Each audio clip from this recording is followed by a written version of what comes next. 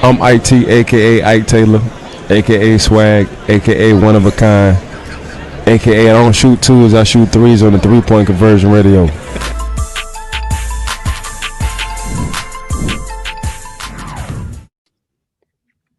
When we get started, Olivia Reiner. Hey, Matt, there was more to the Rams defense than Aaron Donald, just as there's more to the Bucs defense than Devin White and Levante David. However, from a technical standpoint, how different are the challenges of neutralizing an elite defensive tackle compared to elite inside linebackers? Well, first of all, there's so many differences in regards to the scheme, what they're asking their guys to do. I think the Bucs defense is as balanced of a defense. They've got stars on all three levels, and they're very, very aggressive. Obviously, they can run. They cause a lot of issues up front, but it's just a lot of it is they've got a variety of different ways that they can attack you, and we've got to be able to try to figure out what it is they're going to try to do to us, and then make sure that we have all the necessary answers to that. But there are a lot of challenges. Got a lot of respect for Todd Bowles. He's been doing it at a high level for a really long time. And then when you combine that with great players, I mean, that's what you get. And they've got a really good defense. Bill Huber. Hey, Matt, any update on whether Dylan Veltier will practice today? And does Tyler Irvin have any chance at all of getting back? Yeah, as far as Veltier, he's still in the COVID protocol. Dylan should be out there a little bit today. And then we're just kind of taking it a day at a time with Swerve and see where he's at. But he will not be going today. Mark Daniels. Mark, we can't hear you. Go ahead, Steve McGargy. Can you hear me? Gotcha, Steve. Thanks for doing this. I was just You're wondering, welcome, man. Immediately after the first Bucks game, I know Aaron Rodgers was saying how maybe y'all needed kind of a kick in the rear, a wake-up call because things were going so well. Y'all been playing so great on offense since. Just what did he and just the offense in general kind of learn from that game that y'all are kind of able to take into the rest of the season? Yeah, I think we all learned that when things aren't going your way, and this league has a way of humbling you. But when you face a little bit of adversity and things aren't going your way, you've really got to dig deep and trust that your teammate and that everybody around you is really going to focus on doing their job to the best of their ability.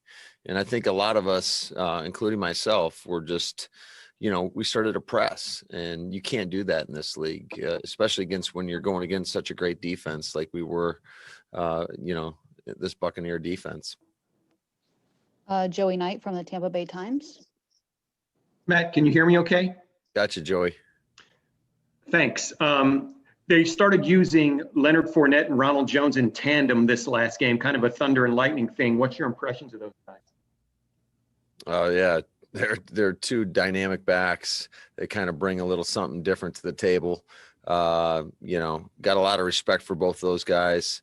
They're dangerous. You better have an understanding of where they are at all times. And we're going to have to do a great job of tackling and making sure that we're swarming to the ball. But they do such a good job in both the run game and the pass game. So just two really good backs that the Bucs have. Dave Schrader. Hey, Matt, your teams have had so many fast starts this year, and the Buccaneers have had some slow starts. But I'm just curious how much you've talked to your team about the need to keep up the intensity and focus for a full 60 minutes or maybe even more against Tom Brady. I call him the unkillable football zombie because he's just had so many comebacks in his career. Yes, and I was a part of one of his biggest. So we are fully aware of just how dangerous and how explosive this football team can be. I want to say they've come back, I know, from at least 4 double-digit deficits. And, Tom's been doing it a long time, leading his teams back. Like I mentioned, it was part of that Super Bowl where they came back. And it's the mentality is one play at a time. That's how we always take it. But you can't relax, especially when you get against great teams. You can't relax for 1 second. You can't take anything for granted, and you got to continue to have that mindset that the score is 0-0, regardless of whatever the score may be. Rob Domofsky. Hey, Matt, Bruce told reporters down there that he doesn't think 28 degrees is cold. You've lived here for 2 years now. Is 28 degrees cold for you and for your team? I think it totally depends on the person. 28 degrees to me can be cold at times, depending on what I'm wearing. But yeah, it's just, I'm not going to make too big of a deal out of the whole weather thing. Bottom line is we got to play our best football game against a really well coached team with a bunch of stars. So it'll be a great challenge for us. Ryan Wood. Hey, Matt, we hear so much about Todd Bowles' defense. You went into the depth and the balance that they have. But when you're thinking about his scheme, what is the hardest part about preparing for that scheme? What is it about that scheme that is hardest to come up with a game plan against? I just think, especially with some of their pressures, you just never know where it's going to come from. It can come from the corner, the backers, the safeties, the nickel. It can come from anywhere. And he does a great job of making stuff look similar. And so it really helps with their disguises. They do a great job with their coverage variation in terms of showing you single high, and then they'll roll on the snap of the ball to two high look and vice versa. And, mixing up different fronts as well. So I think it's just a well thought out scheme that can create a lot of issues for you. Ira Kaufman from Tampa. Matt, what have the Bucs been doing so well up front to keep Brady unpressured during this winning streak? And Matt, what's your evaluation of that rookie right tackle, Tristan Wirfs? Yeah, I think first of all, they do a great job. Tom does such a great job of taking what you give him and getting the ball out of his hands. That's number one. But even when they do take shots, they've done a good job of mixing in some play action passes, and it's just you got good players around them, and they block their men up. And Wirfs is a guy that coming out of the draft that we were really intrigued with. He's so athletic. He's going to be a great one for a long time in this league. Stacey Dales. Coach LaFleur, you guys led the NFL in scoring on opening drives this season. It's been pretty awesome to watch. What's been the key to that throughout the week? And then the weird question, how do you almost downplay the mystique, the allure of Rodgers Brady with your team? Well, we really don't talk about that, to be honest with you. It's all about, just handling our business, preparing the right way, making sure that we're getting the most out of each and every day. And, obviously there's a lot riding on this game, anytime you get to a championship game, but you got to focus on the things that you can control. I'm sorry, what was the other part of your question, Stacey? Yeah, to lead the NFL scoring on opening drives this season, 13 or 14, if you include last game. I think you scored on the opening drive. Could be mistaken, but what is the key to that as you prepare through the week? And because it's so important in this league. Yeah, absolutely. I think anytime you can go down and in that opening drive, and especially if you get the ball first and get up on top of an opponent, that gives you a little bit of a mental advantage. We know it's a 4-quarter game though, especially when you're talking about this Bucs team, just their ability to be resilient and find ways to win. But I think the key to that is just our players being dialed in, knowing exactly what to do. Our coaches do a great job of preparing our guys, but our guys do a great job of really taking it to heart and making sure they're doing everything in their power to be as mentally prepared as possible. Then it's just all about execution. And we're fortunate. We've got some great players that are able to get it done. And, hopefully we can continue that this weekend. Mike Clemens. Hi, Matt. I didn't get a chance to answer this over the weekend, but that drive, 14 plays, it ends with the touchdown pass to Devontae, 14 plays, like 8 runs, 6 passes. And I know that you want these things to look like Aaron Jones for 60 or Lazard for 58 yards, but when you got to about the 10th play in that drive, from where I'm watching, it's like, well, at least they're controlling this game right now. So what's that like when you got to play call 11, 12, and it's between you and Aaron Rodgers, making his changes? Yeah, I mean, it feels good that you're staying ahead of the sticks and you're able to convert on some third downs, but it's just about trying to stay in the moment and try to give our guys the best opportunity to go out there and be successful. And then it's our guys' ability to take whatever it is we're trying to get done and then go out in there and execute. And like I just said, we're very fortunate that we've got a lot of great players that are able to make us as coaches look good. So that's always a great luxury to have. Jason Moldy. Hey, Matt, Aaron's talked about his off-season leg workouts a couple times with us this year. What did you think of his scramble for the touchdown with the pump fake as you watched that either unfold in real time or on tape? And then what do you think of the way he's used his legs and judiciously, right, in extending plays, not maybe as frequently as he has in the past? Oh, he's got such a great feel for the position, knowing when he can and cannot extend the play, just getting the ball out of his hands. But in regards to that play in particular, I remember watching it and I was like, this doesn't look like it's going to work. And sure enough, that pump fake got Floyd to jump and he was able to get around the edge. And again, not the way you necessarily draw it up, but when you have great players, they can make you look really good. So that was a credit to him and his teammates being able to go out there and execute in a less than desirable look. MK Burgess. Coach, you were talking earlier about how your players have to be dialed in this week, especially your pass rush looks like it's been completely dialed in the past couple games. Where have you seen them take that next step, especially knowing that they probably are going to need to worry Tom Brady a little bit? Yeah, I think it all, again, stems from the preparation throughout the course of the week. I think our coaches have done a much better job as the season's progressed, getting better with our rush patterns or whatever it is we're trying to get accomplished up front. But also those guys just, screaming off the ball. I mean, a lot of pass rush, obviously there's a lot of technique involved with that, but a lot of it too is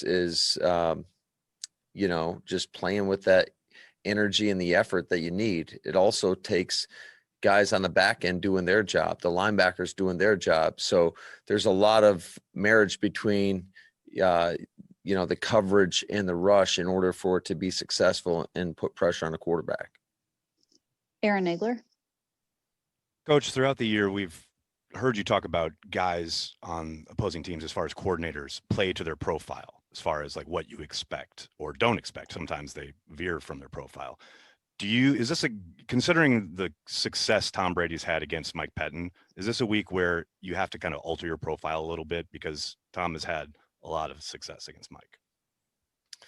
Yeah, I mean, I got full confidence that our staff is going to put together the best game plan possible. And whether that's playing to a profile or not, I think you always got to be cognizant of what you're asking your guys to do. And certainly you just don't want to come up with a new scheme.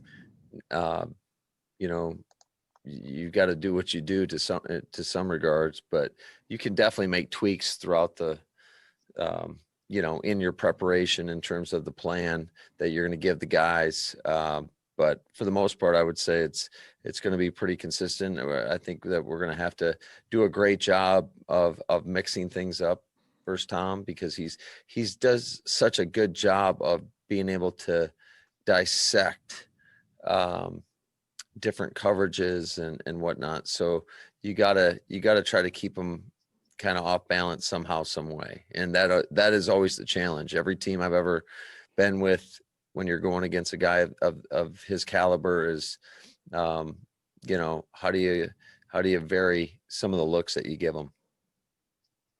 Leo Haggerty from Tampa. Coach, you have arguably the best quarterback in the league, yet you relied on an extremely physical running game between the tackles against the Rams. Was that just going with what was working, or was that weather related when you start to see the snow show up? No, that was pretty much the game plan going into it in regards to how the structures that they were playing and how they play their defense. It's a very umbrella-esque type coverage on the back end. It's hard to get behind them. And so you have to be willing to run the ball for 4 or 5 yards, 3, 4, 5 yards, and take those runs because that's what they're giving you. So I think our guys were just totally on board with that philosophy going into the game, knowing that, if you run it enough, it's going to give us some opportunities in the pass game later on. And that's exactly what happened late in the game. Tom Silverstein. Matt, with the week off that you had and then coming out of the Rams game, doesn't seem like you had a ton of injuries. Are you able to push the players a little bit more this week in preparation on the practice field, or are you going to just try to stay exactly the way you normally would be? Yeah, I think our guys are pretty comfortable with the routine that we're in right now. So it's going to be our typical end of year practice schedule, where today will be much more above the neck, walk through, jog through type tempo, with some individual mixed in there as well. So it's hard to want to deviate too far from what's got us to this point.